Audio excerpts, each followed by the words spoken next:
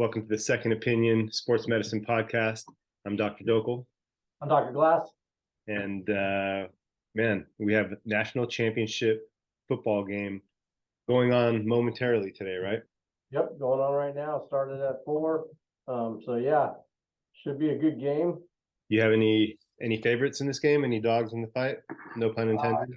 Well, now that my daughter's out, on the southern side of things, we're rooting for Georgia. So yeah, even though they beat Tennessee this year, but we're still rooting for them. Her house is kind of divided. She got one roommate from Tennessee, one from Georgia. Oh no, that's always a big rivalry battle. So they had fun. My wife made them a little pillow during that rivalry game with both colors and both emblems. It was kind of cool. So nice.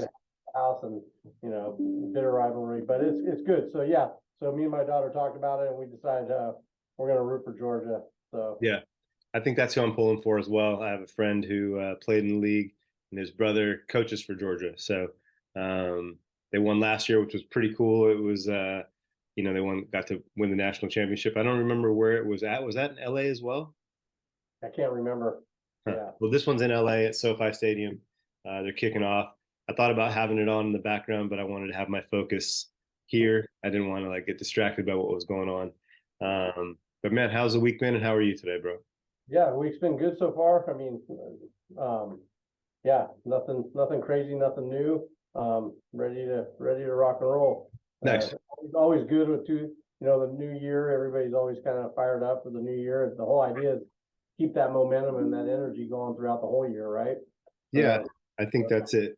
Trying to take it one day at a time and hit our goals one day at a time, and hopefully at the end of it, we've been successful at keeping that momentum going the whole year through. Don't let that lull happen, right? Right.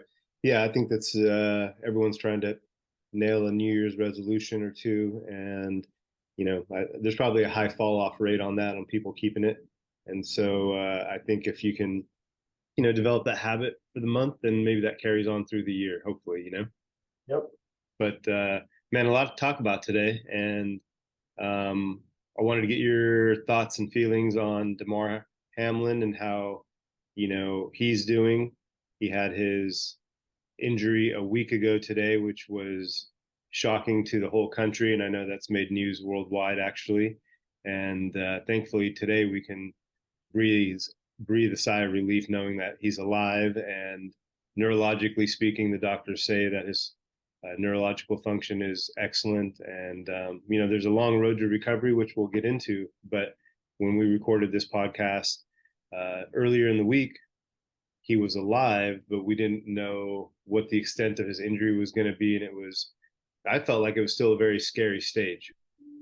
Yeah, well, I think right when we talked last, they had just removed him from breathing apparatuses, and he was able to hold a pen, and he did have some communication, which was huge because that means, neurologically things are working.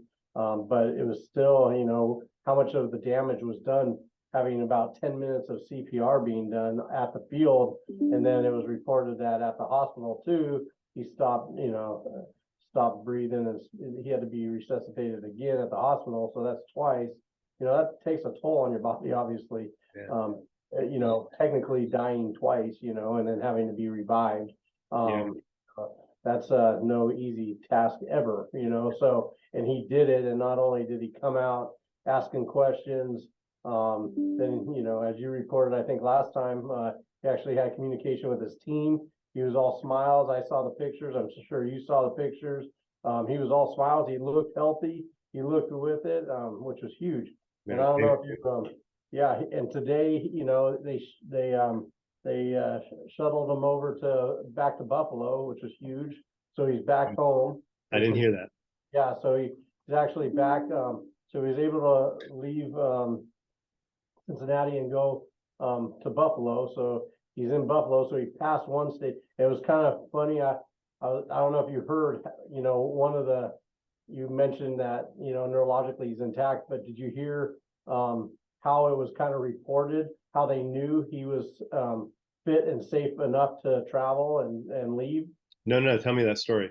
Kind of a funny story. So yesterday, he's watching the game, right? The Bills game. Uh-huh. And you know, I don't know if you saw the kickoff, the first kickoff, Naheem, Oh yeah, took it house. he took it house. So he's watching that live, and I guess he gets all excited and starts jumping up and down in his hospital bed. And the doctors, you know, turn and look, and they're like, okay, this guy's good to go. They said that's proof that neurologically everything's sound. Not only did he understand what's going on, he's excited, jumping up and down. He couldn't control himself, and he was just fired up for his teammate and his team. That's great. And yeah, so it's kind of a cool, another part of this whole story, just another, you know, thing. And they're like, hey, he's good enough to be doing that. He's good enough to, you know, get back to Buffalo and get back, you know, where he belongs, and, you know, start the next phase of the process.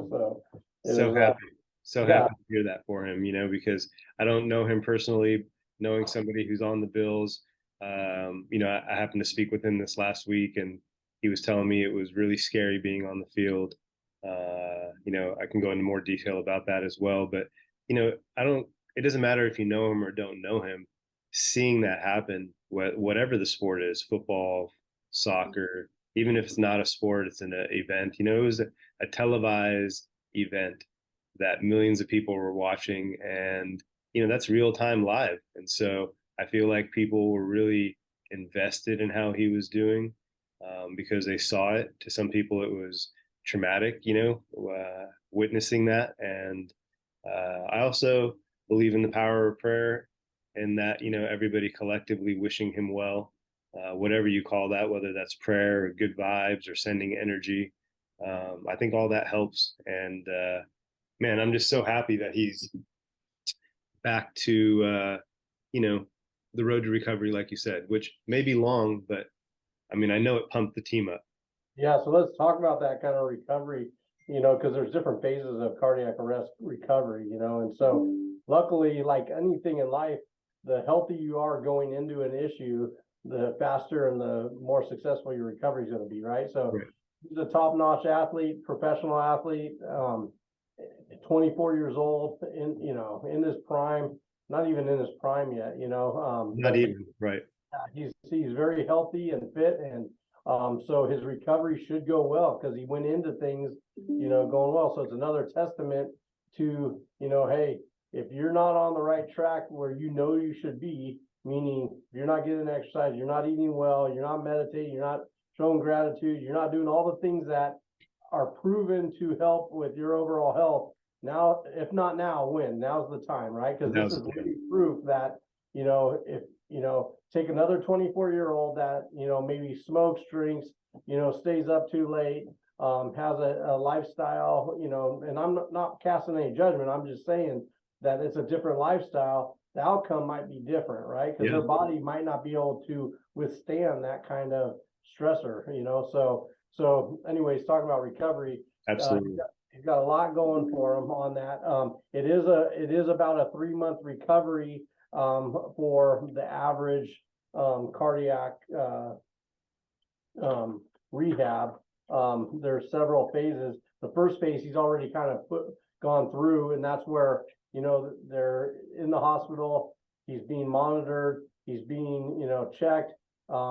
During that time, there's a lot of education going on for the family, for him. That's the first phase. It's the acute phase, they call it, where they're just really, it's a lot more education and game planning and getting him to be able to do things more on his own under observation, right? And then in order to get out of that first phase, you need to be mobile enough, and they might, you know, send you with a cane or a walker, you know, to be able to make sure you're not going to fall and hit your head or do anything. You need to be on mobile. Once they know you can move and be ambulatory with assistance and can breathe on your own and can function, now's the next phase. And that's what they're kind of sending them to now, which is what we call they call the subacute phase, where they're going to continue to monitor, continue to educate even more, but now they're going to start doing some more exercising, getting the lungs to recover, getting blood flow and oxygen into all the tissues that might have not had enough tissue at the time. So, so it's more exercise based, within means, right? Under control. And that could take up to 3 to 6 weeks, where they have the doctors and the therapists assisting a lot at that phase. Because the first phase, not a lot of movement, not a lot of activity, just breathing on your own, being able to function on your own, doing things like that. Now take it to the next phase. Now let's start moving, get the heart rate up, exert a little more pressure on your system to see what it can handle, but under control, under monitoring, right? So they're ramping that up with supervision, with, some prudency, and making sure that he's not stressing it out too quickly. Correct. At a rate that makes sense, right? So, so there's what that means to one person means something different. So, like we said, the first phase, just survival stuff. Second phase, let's get moving a little, functional mobility. Let's get the range of motion, because just moving your arms and legs is exertional, right? The first phase, you're just laying there and just working on the basal metabolic type things. Breathing. The things that are what do we call it? Just baseline living things, that we're not even thinking about, right? That just happened.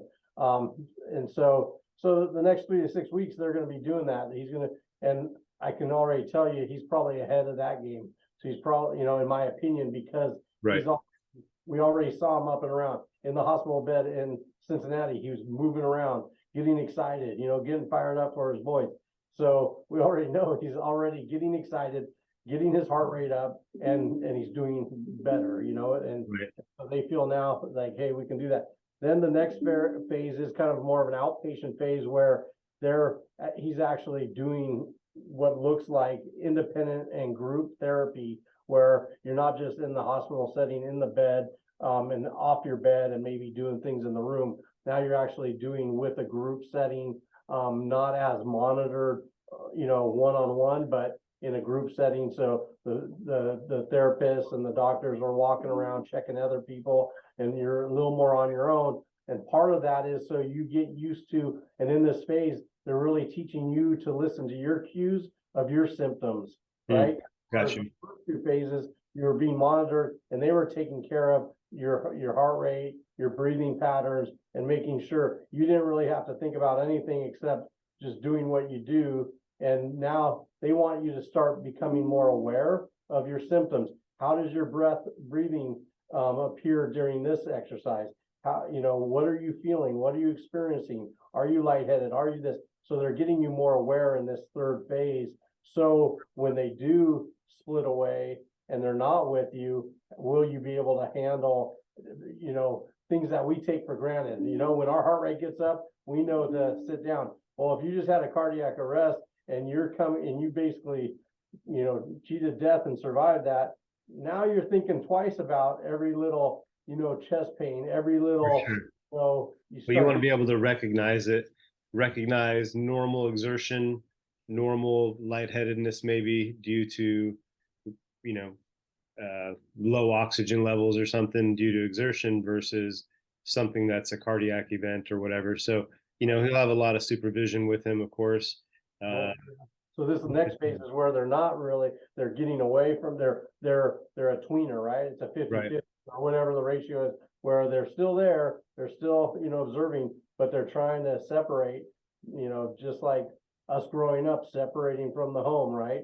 Your parents, hover over you in the beginning, and then they let you go a little farther, and you learn as you go, so you can cut that tie. So at this phase, that third phase is really where it's that independent outpatient therapy, is where our intensive, it's more of an intensive outpatient therapy, is where you're really learning what, and about this, but is that RPE, the rate of perceived exertion, right? Right. We talk about that in exercise physiology all the time. When somebody's on a treadmill, how do you feel? You need to learn, okay, at 2.0 at a 1% incline, this is what, can you still talk? Can you not talk? That's called a rate of perceived exertion. What is your perception of does it match with how much activity you're actually doing? So they're training them to to learn about that too. What are your parameters? So, and then the last phase, once they're pretty much sure that the patient knows how to self-regulate, then it's, then they let you on your own kind of, but you're still able to have communication with the doctors. The PT still check in. They just might not be with you. Now it's like, okay, I'm going to prescribe these exercises for you for the next month. Stick to this plan and go to the gym on your own. Okay, but now you're independent, but they're really low key type movements, right? So Right. the therapist is pretty comfortable because they've already proven with their observation that they can do these. But now the next phase, as easy as it sounds, is just without them. But mentally, that's pretty scary, right? That's for a patient. You're on your own, and you're, obviously, maybe it's not the first time that you've had this event happen, but for everybody, there is a first time, hopefully not a second. And so all those firsts are, yeah, I'd be concerned as well. You want to be comfortable. And so I think the medical team that takes you through that process is important, of course. Yeah, so he's got some work to do, but at each phase, just like when we were talking about ankle rehab, right? There's phases. You have to hit these markers, right? So he's going to start working on chipping away at those markers. He's already passed in 1 or 2 weeks. What has it been? 1 week, right? 1 week. He's already accelerated compared to a lot of people. So hopefully, it'll be interesting knowing these timelines. It'll be interesting now that we've talked about it to watch his progression and what they're allowing him to do. And then we'll know what phase of care he's in. So right. Yeah, I'm sure we'll keep continuing to get updates. 2 things real quick. You're super popular. Whatever is dinging or is you're getting emails or something while I tell this story here. If you could turn that off, that would be great. To be honest, they're alerts. It's a Trojan horse telling me I have a virus. And so it just keeps going. And I think because normally I don't touch it, but before we started, I tried to mess with it. So you need the IT team. That's all right. No worries. Yeah, Kel. I was hoping you couldn't hear that. I was like, man, this guy's like popular. He's getting a ton of texts, ton of emails here. I should have played it off as if yeah, like it was. You're like, those are appointments booking. Yep. Yes. No, it's all good. I can hear you loud and clear. I just heard it in the background, so I wanted to let you know, but we'll take care of that before next time.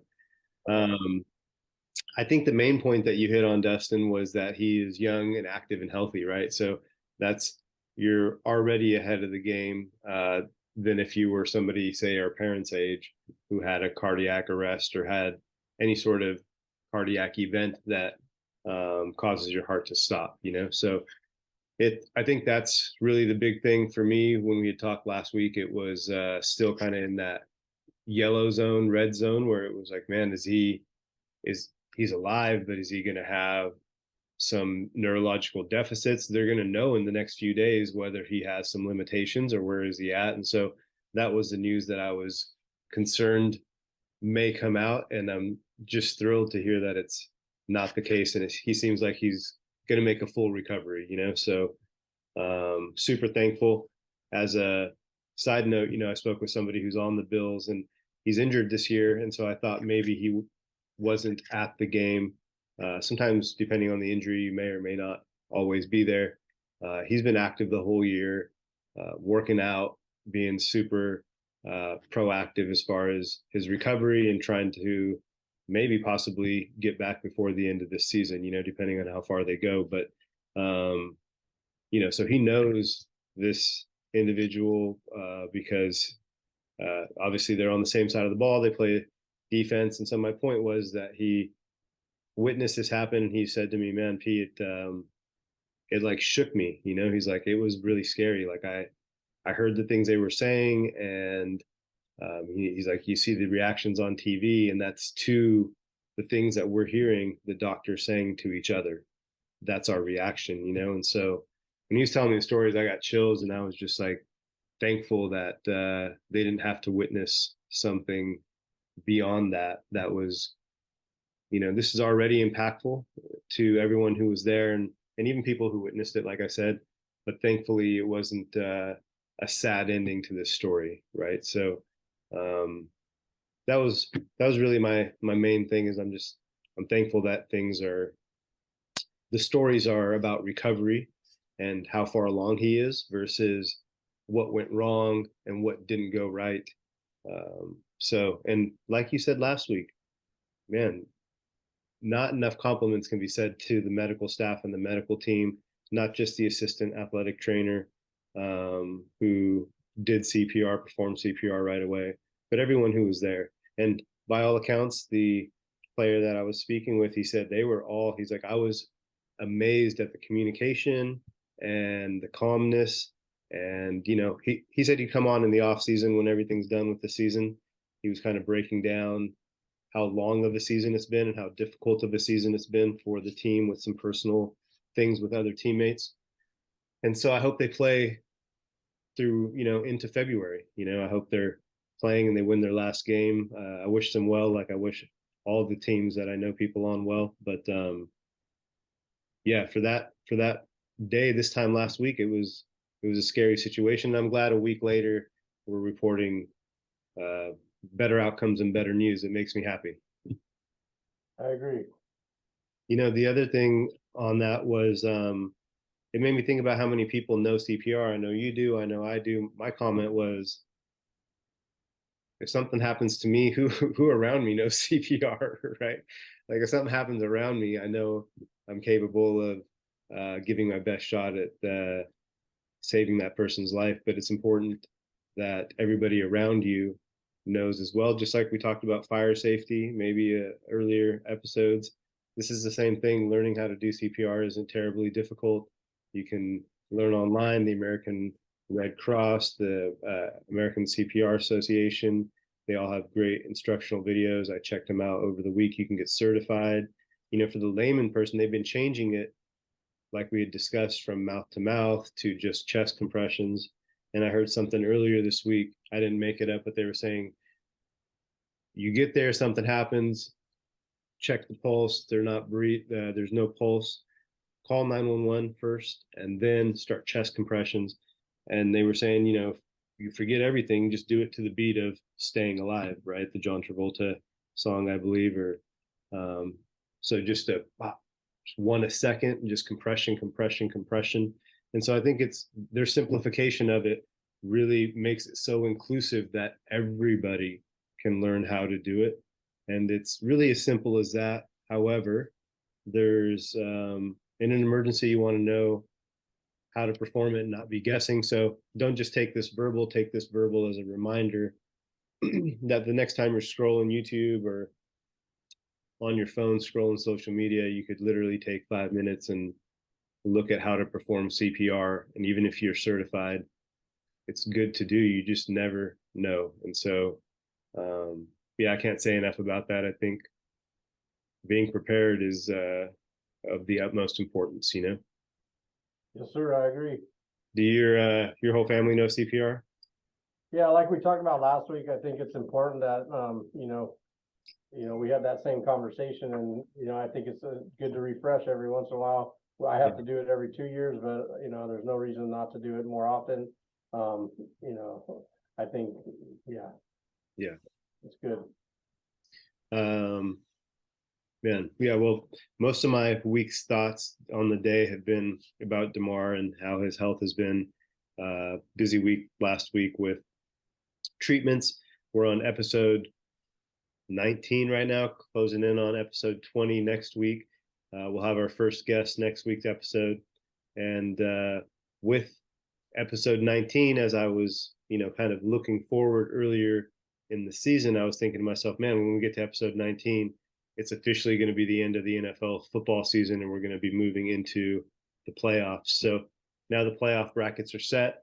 Did you see any injuries this weekend that you want to talk about? A, and B, do you have any favorites as far as going to the Super Bowl? I asked you this, I think, once or twice earlier, but now that they're set, who would you pick, and what are your thoughts? Well, I predicted the Bills all the way early on. We can go back, and I told you to timestamp that. So when they do, and that was before we saw the momentum change. But that's who I wanted to go all the way. But one injury I saw that was kind of with what we were talking about, and because it was so fresh from last week, was in the Rams game with their safety Rush Yeast, he left the game and did not return and was actually transported to the hospital from the stadium as well due to a chest injury. Really? I always wonder, it's one of those things like when Tua had his concussion, we started to be really, it was like under a microscope, right? We Right. started to see all the different gaits. We started to see the stumbling. We started to see, more things that were talked about, right? Well, I wonder how many times prior to this Hamlin issue was there chest injuries, possible cardiac stuff that didn't go to that full extent, Sure. that were not, addressed, immediately. But now that we had this incident, now we might see more, which is fine.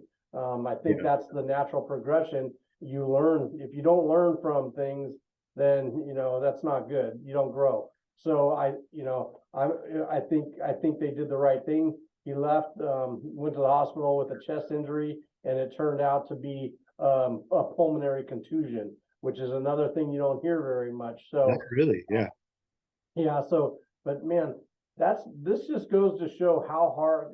So a contusion is a bruise, right? So that's where blood vessels break and you have bleeding in between the tissues, where there's no laceration, so it's not coming out of the skin, it's staying within the skin or between layers. Yeah. So if you have a lung contusion, okay, how hard do you have to be hit, right? Yeah. They're very common in car accidents. Hit the steering wheel. They're very common. I forget what percentage. I think it was like 70% of pulmonary contusions come from car accidents. I think that was the quote. If I can interrupt you for a second. Ironically, yesterday I was in the gym and a retired police officer lives in my building. He's almost a neighbor, not exactly, but he was asking me, "Hey, did you see what happened the other day in the Buffalo Bills game?" I said, "Yeah."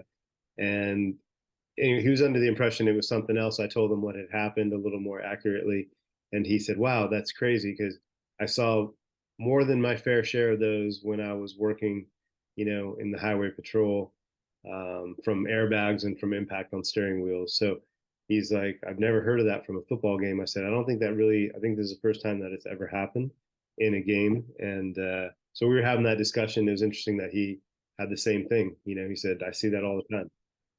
So same kind of, but that just goes to show how hard these guys are hitting, right? Right. To your point. To a car accident, right? When the airbag deploys or your chest hits the steering wheel. Think about that, right? Yes. So here's the thing: what Damar had, he got that hit. Russ might have gotten the same type of hit, enough to bruise his contusion. But in my opinion, Russ's did not hit at that timing where the ventricles contract and relax, right? That was the difference, right? Yes. So very interesting. So they took him, they got it, and I think he was still at the hospital as of today, being observed, and because a contusion, there's damage, right? Yeah. So to the extent of the damage, that's what they're going to have to see. If it's a little, just like a little bruise goes away quicker than a bigger bruise, right? A deeper bruise takes longer than a superficial bruise. So same with on the lung. If it's just a relatively easy contusion, which A light contusion. In order to hit that lung, man, you're going through a lot of stuff, right? Your pec muscle, your rib cage, your sternum, then to the lung tissue. So it's crazy as much of impact. So if everything goes well and it's a relatively basic contusion, it could take up to a week for that bruise to calm down and heal properly. If it's more extensive, then if it's pretty extensive, that's when they have to actually maybe administer some oxygen to help get more oxygen back to those tissues to help prevent any kind of tissue death. So it'll be interested to see what kind of treatment he might be.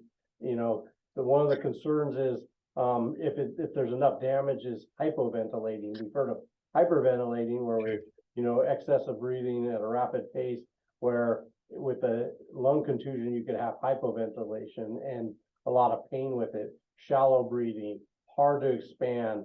You're not really, trying to exert that and put pressure on that. Just like you don't want to touch a bruise. Well, every time you inhale and exhale, that, yeah, it hurts. So there's a lot of pain. So the management will be to monitor the breathing and to help with any kind of pain management. And also as a extent of it. So hopefully he recovers quick, but good job on the medical team, in my opinion, to not take any chances, get in and make sure everything's checked out.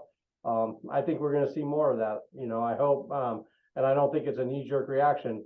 Again, these guys are basically, when I was playing line, we used to talk about, it was literally a street fight every, 3 to 6 seconds. You had just mini street fights constantly, right? Yeah. Because that's what it was. Well, these guys are basically, when they're coming across the middle or they're getting hit, it's basically like a car accident every rep. Now, difference between the line, we're constantly every play being hit. They're not getting hit every play, but when they do get hit, it's a little more, traumatic. It's brutal. It's brutal. Yeah. Imagine your biggest friend that you know. Think of whoever your biggest friend is right now, whatever size you are. Think of your largest, strongest friend. And then take somebody stronger and larger than them, whoever that is, and imagine them running into you full speed with the intention of taking you off your feet, Yeah. and then imagine getting up 30 seconds later and doing that again. You're right. For 60 minutes, So it's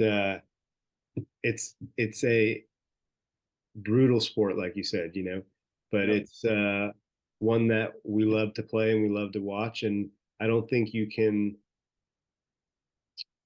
remove all of the risk out of a sport like football. Yeah. And so everyone that plays, everyone that coaches knows that there's inherent risk when you play, and you make that choice. And I think most people, even Damar, he's going to want to probably suit up if he's able to make a full recovery, which that's what I hear and that's what I hope and pray for him.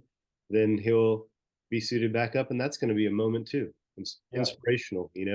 I saw Josh Allen speaking after the game when they took that football return all the way for a touchdown, the opening kickoff that you spoke of. And then he had another one later. And in his post-game interview, he was saying it had been 3 years and 3 months since their last kickoff return had happened. And so there's some like synergy to that. He got choked up. It kind of gives me the chills just repeating that now. It's a beautiful thing. If anything, I hope that we, like you said, learn from this. We definitely have one of the best emergency response and medical care systems in the world. Not everyone has 911. We have paramedics on standby in high school football games. And if something happens, you can call 911, the fire, police, you can have emergency response right away. And we take that for granted sometimes, He's very, very, very lucky that the Bills staff had trained individuals. There was no hesitation. It's awesome. It inspires me to want to brush up on my emergency procedures. And, I think I read that there was been, don't quote me on this, but I think like a 70% uptick on the CPR website just in the last week of people interested in learning on how to do it. So I think there's a lot of good that can come from this, from the ripple effect. And yeah, I'm excited to see his comeback. And if a few people learned how to do CPR and they didn't have that skill beforehand, hey, that's a great side effect to what we witnessed. Yeah, for sure, 100%. Yeah. So you said you were gonna hang with your dad a little bit later today? Yeah, we always like to watch the bigger games, and typically, this game would have been played. Well, I was thinking of the Rose Bowl, but yeah, we always try to get together for this championship game, and yeah, so it was kind of. I was scrolling through injury reports, and there was a article on Football World will be praying for the head coach of Georgia. I'm like, oh man, what's going on? And it was an article about his dad and his mom not making the game. and how, it really, it was troubling to him. I guess they're super close, and his parents come to every single game, or the games, especially the big ones. And because of his dad's health history or health issues he's having currently, not going to be able to make it. And the whole article is based on, it's really tough seeing your parents get old, or older. He's all, I think, Right. it's like taxes. He said, I think it's inevitable, right? But it's still hard to watch your parents get older and not be able to do the things that they want to do, love to do. You remember them a certain way, and so for me and my dad were really close, and those are moments I don't want to miss. And life's been getting in the way more than I'd like, and there's been a lot of things that I've missed out on, and that we have not kept up on that I wish we had. And so I don't want to miss out on opportunities when I don't have to. So yeah. So I know you. we're gonna try. I'm gonna try to catch the second half with him, and Nice. yeah. Well, I know that you're a person who relishes moments and seizes the day and lives in the present. I know you've had uh, loss in your life with friends and family, and I think that's the right perspective, right? I mean, nothing's promised, not tomorrow, as we saw last week, and as happens, every day with unknown strangers in the world, right? Correct. But when it affects us, then we take pause and we reflect on our life and think about, man, each day is important. And so I think it's cool. My dad's up in Northern California. I don't get to see him as often being in San Diego, but doing things like watching a game together, whether it's playoffs or otherwise, or, hanging out on a weekend or weekday and having dinner. Those are important things that we know when those people aren't here on the earth anymore. You just wish for like the simple things, right? So it yeah, that's awesome that you guys can hang out and do things like that. That's dope. Yeah. Also, as a PSA, I will say, if your dad is like most, I shouldn't say most dads, but like some dads, sometimes your son or your daughter is always your son or your daughter. Now you're a parent, so when your daughters get older and they have sound advice, are you going to heed that advice? Or are you going to be like, come on now, like dad knows what he's doing here? Because I get a lot of that sometimes. Yeah, no, I hear what you're saying, and try to be totally open to it, because I know it's part of that normal growth, right? And so Right. I'm looking forward to that day when I don't have to put on my dad hat as much, right? With the Right. worry, with the this, but I don't know if that ever goes away.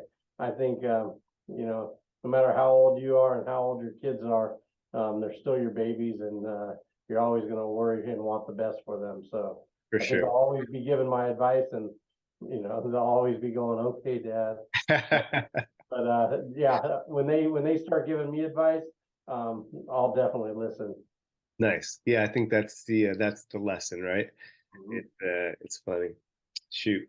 Well, man, I don't want to take too much of your time today. We have football playoffs coming up this coming weekend, Saturday, Sunday, and Monday. So next Yep. Monday, when we're live and in person, um, there'll be our last playoff game of the weekend going on. So we'll kind of keep an eye on that. Hopefully, this weekend is an injury-free weekend. I know last week with week 18 technically in the NFL season, some teams rested their players. Controversially, some teams played their starters and a couple of people got injured. Hopefully not for the long term. So those are all coaching decisions and just the nature of the sport. You never know on any given play. The oldest man in the NFL, Tom Brady, played yesterday, and I think he was playing for a record, and I don't know what the record was, but I heard that he was in because he was playing for a record, and he got that record, and they yanked him right afterwards. But yeah, well, it's a one game season from here on out for everybody. And on the local tip, last time that the Chargers were in the playoffs, it was against the Baltimore Ravens in 2018. And I was out there working, went to the game. We beat the Ravens and Lamar Jackson, which I don't think many people expected. And then after that, we went on to, I believe it was Cincinnati, and we didn't win that second game. Oh, you know what? I correct myself.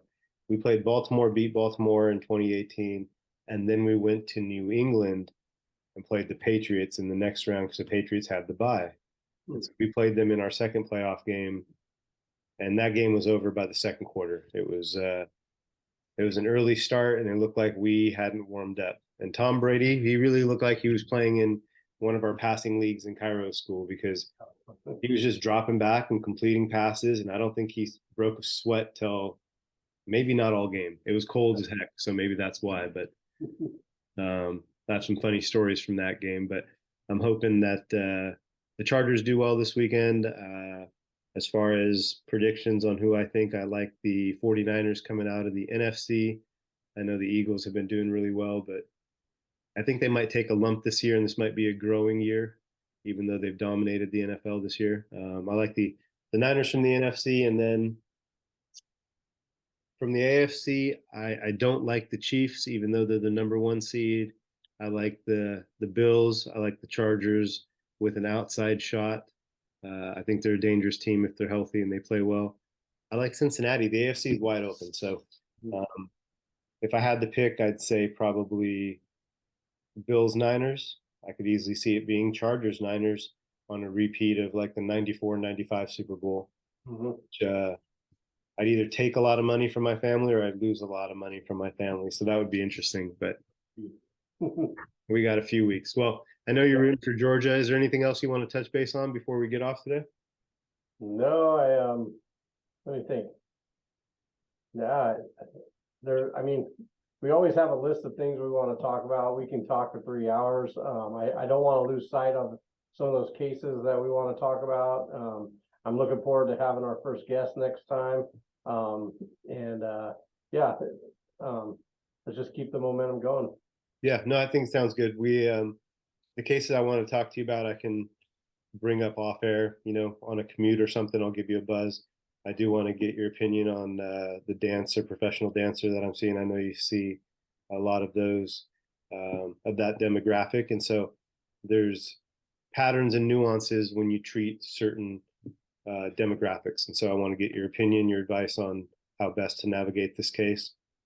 And then whatever else comes up between now and then next week. But I appreciate the time, man. Give your dad a hug for me. I will for sure. What's up? Go Georgia. I'd like to see a close game though. I don't want to see a blowout. I mean, by now it could already be 25-0. Who knows? But who knows? Yeah, I hope for a good game too. It's always more fun. Absolutely. No, on the Underdog side, I want TCU to do their thing. That's been a fun story. Nobody expect. I don't think they've ever been in it. So that'd be fun for them to at least put some pressure on Georgia. And let's see it. No doubt. Well, I'm excited for episode 20. Hyped about that, and excited to see you live next week, hopefully, with a in-studio guest. And we'll chat soon, man. I'll talk to you soon. Shoot me a text during the week. We'll catch up. And to everyone who listens and responds and sends in some feedback, both Dustin and I appreciate it. It's always good to hear what's on your mind, what we can improve on, or what you'd like to talk about. You can catch us on YouTube if you'd like to watch us. You can listen to us anywhere you listen to your favorite podcasts. This is episode 19 of the Second Opinion Sports Medicine Podcast. And stay healthy, be safe this week, Dustin. And we'll do this again in a few days. Sounds good. You too, brother. Have a good one. Thanks, bud. Talk to you soon. Okay, sounds good.